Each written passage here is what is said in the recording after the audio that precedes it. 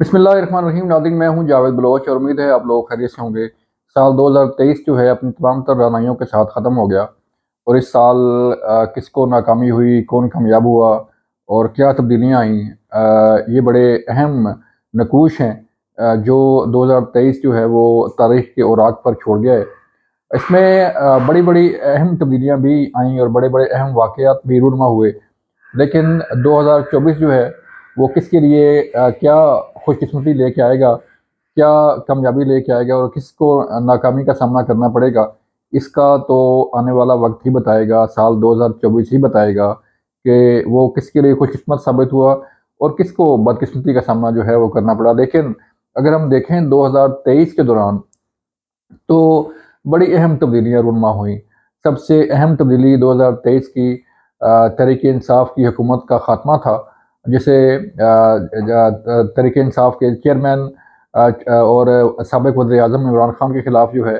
तहरीक-ए-अदम एतमाद पेश की गई और तारीख़ में पहली बार ऐवान में जो तहरीक-ए-अदम एतमाद पेश हुई वो कामयाब भी होगी। वरना कई तहरीकें आईं, स्पीकर के ख़िलाफ़ भी तहरीकें चलती रहीं, वज़ीर-ए-आज़म के ख़िलाफ़ भी तहरीकें आईं, लेकिन आज तक कोई तहरीक-ए-अदम एतमाद जो है वो कामयाब नहीं हुई। 13 जमातों का इत्तेहाद बना तहरीक-ए-इंसाफ के ख़िलाफ़। ये वो 13 जमातें हैं, बल्कि इसमें सारी जमातें शामिल हैं जिसे तहरीक-ए-इंसाफ के चेयरमैन इमरान खान साहब जो है वो चोर कह के पुकारते थे और उनके साथ बैठने को तैयार नहीं थे और ना ही उनसे बातचीत करने के लिए तैयार थे। लेकिन ये भी एक तारीख़ का एक अहम वाक़या है कि एक वज़ीर-ए-आज़म ने एक ऑफ़िशियल डॉक्यूमेंट जिसे सफ़ारती ज़बान में साइफ़र कहा जाता है और वो साइफ़र डिकोड जो है वो भी मख़सूस अल्फ़ाज़ में होता है, लेकिन उसकी तशरीह जो है वो करके उसको समराइज़ करके अपने वज़ीर ख़ारजा के सामने पेश किया जाता है और वज़ीर-ए-आज़म को बताया जाता है कि ये साइफ़र जो है आया है, उसका ये मतलब निकलता है। हमने देखा कि बल्कि तारीख़ ने देखा कि पहली बार किसी वज़ीर-ए-आज़म ने अपने जलसे में अपने सियासी माइलेज हासिल करने के लिए एक ऑफ़िशियल डॉक्यूमेंट को, साइफ़र को जलसे में लहराया और कहा कि ये मेरे ख़िलाफ़ साज़िश हो रही है और इसमें अमेरिका मुलव्वस है। लेकिन बाद-ए-ज़ां वो साज़िश जो है वो उन्हीं की ज़बानी किसी और ने की, फिर उन्हीं की ज़बानी किसी और ने की, फिर उन्हीं की ज़बानी जो है वो किसी और ने की साज़िश और यूँ ये एक लंबा और तवील सिलसिला जो है वो चलता रहा अपने बयानात से फिरने का और नए से नए बयानिए का। तहरीक-ए-इंसाफ जो है वो 2023 में पहली मर्तबा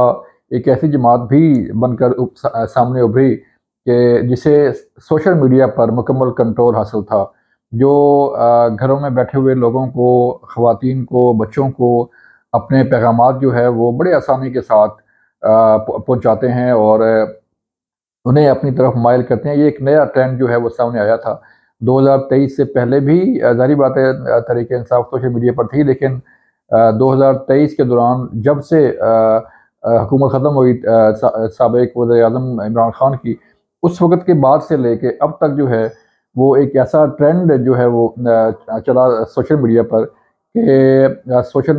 तहरीक-ए-इंसाफ सोशल मीडिया पर अबूर रखने वाली, उस पर कंट्रोल रखने वाली जमात जो है वो उभर कर सामने आई, जिसका नेटवर्क जो है वो पूरी दुनिया में जो है वो फैला हुआ है और कई ऐसे सोशल मीडिया हैंडलर्स बैठे हैं जो तहरीक-ए-इंसाफ का बयानिया फैलाने के लिए काम कर रहे हैं। लेकिन गवर्नमेंट ख़त्म होने के बावजूद भी उनका जो है वो किसी हद तक उन्हें कंट्रोल तो किया गया, लेकिन उनका मुकम्मल ख़ात्मा जो है अभी तक मुमकिन नहीं हो सका। तो यूँ 2023 जो है वो हम अगर कहें तो तहरीक-ए-इंसाफ के लिए एक बदतरीन साल भी कहा जा सकता है कि उनकी हुकूमत ख़त्म हुई और तहरीक-ए-इंसाफ से बल्ले का निशान भी वापस ले लिया गया। अब ऑल्दो ये मामला कोर्ट में है, लेकिन कब तक जो है ये बल्ला बचेगा? ज़ाहिर बात है इलेक्शन कमीशन ने अपील दायर कर रखी है और इस अपील का फ़ैसला जो है वो होना पेशावर हाई कोर्ट का लगता है कि फ़ैसला जो है उसे ख़त्म कर दिया जाएगा। तो यूँ तहरीक-ए-इंसाफ का अरूज-ओ-ज़वाल जो है वो आपके सामने हमने रखा और फिर एक साबिक़ वज़ीर-ए-आज़म इमरान खान की गिरफ़्तारी भी और उन पर केसेस भी इस 2023 का बड़ा अहम वाक़या था कि उन्हें केसेस का सामना करना पड़ा और ان کو سزا ہوئی اور انہیں جیل میں قید ہونا پڑا۔ اس کے ساتھ ساتھ army chief general Syed Asim Munir نے بھی 2023 کے دوران اپنے عہدے کا چارج سنبھالا۔ آرمی چیف کی تعیناتی جو ہے وہ بڑا اہم معاملہ تھا ملک کا، اور تحریک انصاف کے جلسے جلوس عروج پر تھے کہ اس تعیناتی پر جو ہے وہ اثر انداز ہوا جائے اور اس تعیناتی کو کسی نہ کسی طریقے جو ہے وہ روکا جائے۔ یہاں تک کہا گیا کہ جو ہے وہ الیکشن کے بعد جو ہے اس تعیناتی کو کیا جائے، اور الیکشن کے بعد جو ہے وہ نیا آرمی چیف کو تعینات ہونا چاہیے۔ لیکن چونکہ آرمی کی ایک روایت ہے اور ملک کا سسٹم جو ہے وہ چلنا ہوتا ہے اور پاک فوج کا سسٹم بھی چلنا ہوتا ہے، اس لیے اس تعیناتی کو انتہائی احسن طریقے سے جو ہے وہ نپٹایا گیا، اور سپہ سالار پاک فوج کے سپہ سالار army chief general Syed Asim Munir نے اپنے عہدے کا چارج سنبھالا۔ پھر اگر ہم دیکھیں تو بڑے اہم واقعات اور بھی ہیں جس میں دہشت گردی کی خلاف کارروائیاں ہیں۔ پھر سب سے بڑا ایک آپریشن شروع کیا گیا نگران گورنمنٹ نے اور عسکری قیادت نے مل کے، کہ جو غیر قانونی افغان مہاجرین ہیں انہیں جو ہے وہ یہاں سے ڈیپورٹ کیا جائے، انہیں اپنے وطن واپس بھیجا جائے۔ یہ ایک بڑا آپریشن تھا، یہ بڑی کارروائی تھی ملکی تاریخ کی، جو کئی دہائیوں سے جو ہے وہ نہیں ہو پا رہی تھی، اور یہ غیر قانونی تارکین وطن جس میں افغانستان سے افغانی باشندے سب سے زیادہ ہیں، باقی بھی ملکوں کے لوگ ہیں، لیکن 40 لاکھ افغان باشندے پاکستان میں موجود ہونا اور پاکستانی معیشت پر بوجھ بننا، یہ ایک بڑی ریالٹی ہے جسے دنیا نے بھی دیکھا اور پاکستان نے بھی فیس کیا اور پاکستانی عوام نے بھی فیس کیا اور اب تک فیس کر رہے ہیں۔ یہ بھی ایک بڑا آپریشن تھا جسے کامیابی کے ساتھ جو ہے وہ کیا گیا، اور تقریباً 4.5 لاکھ سے زائد غیر قانونی افغانی باشندے جو ہیں وہ انہیں اپنے وطن واپس روانہ کیا گیا۔ یہ تھا ایک چھوٹا سا جائزہ 2023 کا،